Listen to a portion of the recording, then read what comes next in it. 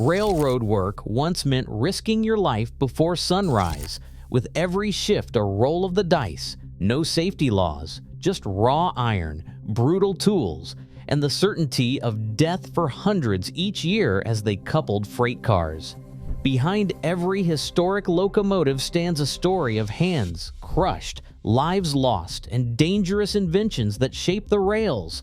How did these deadly tools become the backbone of progress? And what did it really cost to survive a day before safety?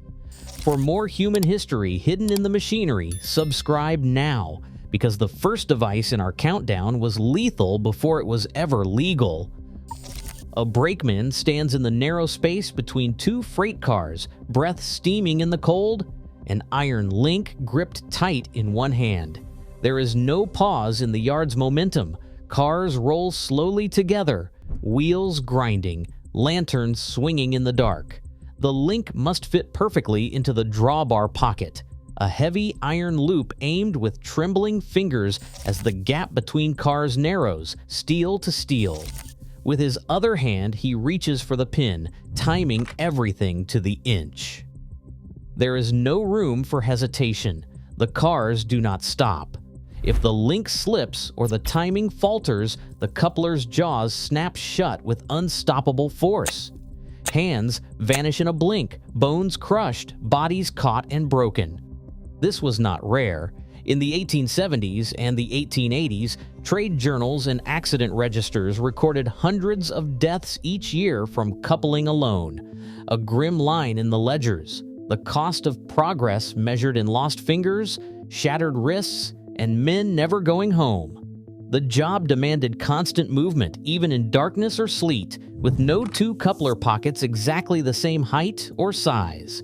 Workers adjusted by feel, sometimes twisting their bodies sideways, sometimes running alongside moving cars to line up the mismatched iron.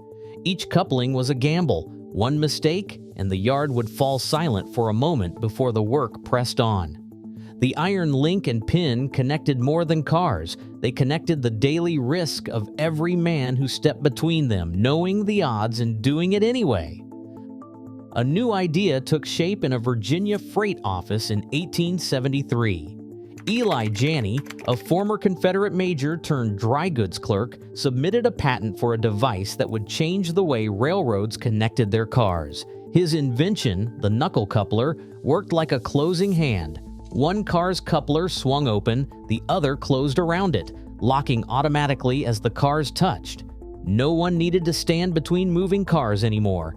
Janney's patent drawing shows the angled jaw and the locking pin, a simple but elegant mechanism meant to spare workers from the daily risk of crushed hands and lost lives. Railroad companies hesitated.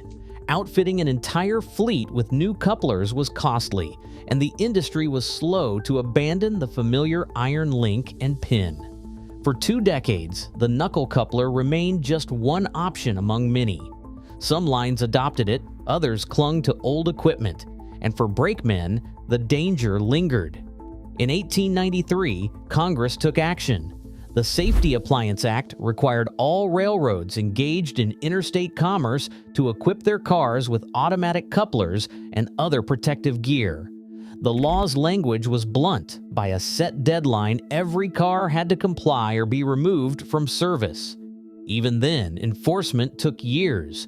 By 1900, the majority of American freight cars rolled on rails with Janney's coupler fitted to each end, the sharp click of steel jaws replacing the silent gamble of flesh and iron. The Act's timeline, stretching from patent to mandate, tells a story of invention slowed by cost and inertia, but finally pushed forward by law and the mounting toll in human lives.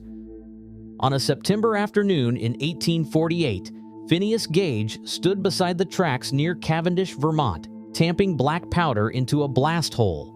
The tool in his hands was a custom-forged iron rod, 3 feet 7 inches long and weighing over 13 pounds, its smooth shaft ending in a sharp point.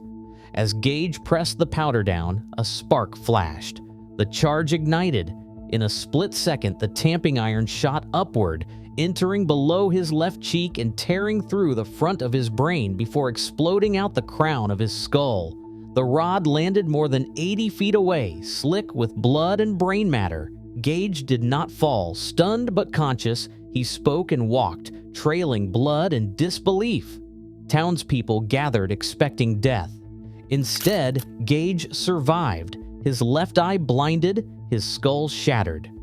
Dr. John Martin Harlow, the local physician, cleaned the wound and kept careful notes. In the weeks that followed, Gage's body healed, but his character changed. Friends said he was no longer himself, impatient, profane, unreliable. Harlow's records would later shape a new science, proving that a man's mind could be altered by a wound to the brain. For railroad workers, the tamping iron was just another tool, heavy, necessary, and capable of catastrophe in a single careless moment. A blasting crew gathers at the edge of a rock cut, wires trailing from the drill holes to a battered wooden box on the ground. The foreman's hand tightens on the plunger handle. He calls out, voice steady but tight, and the men step back, eyes fixed on the fuse line. The countdown begins. 3, 2, 1. The handle slams down. Nothing happens. No thunder, no flying shards, only the wind and the faint hiss of steam from a distant locomotive. For a long moment, no one moves. The charge could still be live, buried in the rock, ready to detonate at the slightest touch. Protocol says to wait. Sometimes half an hour, sometimes longer, as the crew stands at a distance, watching for smoke or a delayed blast. The wires remain connected, the plunger still in place, as tension builds with every passing minute. Eventually, someone must decide. Approach the misfire and risk a sudden explosion, or abandon the hole and leave a hidden danger beneath the tracks. The fear of a live charge lingers, a silent threat woven into the day's work. Every misfire is a question with no safe answer, and every crew knows the risk is never truly gone.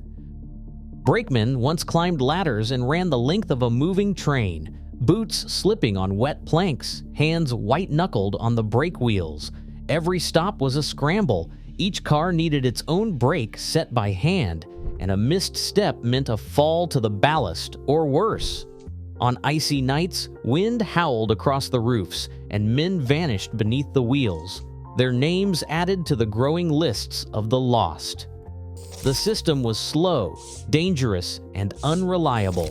Trains could not stop quickly enough to prevent disaster, and no warning from the engineer could reach every car in time. In 1869, George Westinghouse patented a new kind of brake, a system powered by compressed air, controlled from the locomotive itself. With a single lever, the engineer could apply brakes across the entire train, each car responding almost instantly. The AIR brake replaced frantic rooftop sprints with a hiss of pressure and the steady grip of steel shoes on wheel. Westinghouse's invention spread, first slowly, then by federal law. By the end of the century, the sight of a brakeman running the roofs faded into memory. The risk was never gone, but the daily gamble was no longer carved into the rails with every stop. A metal torpedo, no bigger than a fist, was strapped to the rail with a thin leather band. When a locomotive wheel struck, the torpedo exploded with a sharp boom, sending a warning up the line. The charge inside, often a volatile chlorit mixture, could ignite from friction alone. Workers carried these in their pockets, sometimes with tragic results. A slip or jolt could set one off, burning hands or blinding a man in an instant. On the track crew, spike mauls swung in heavy arcs, striking steel spikes again and again.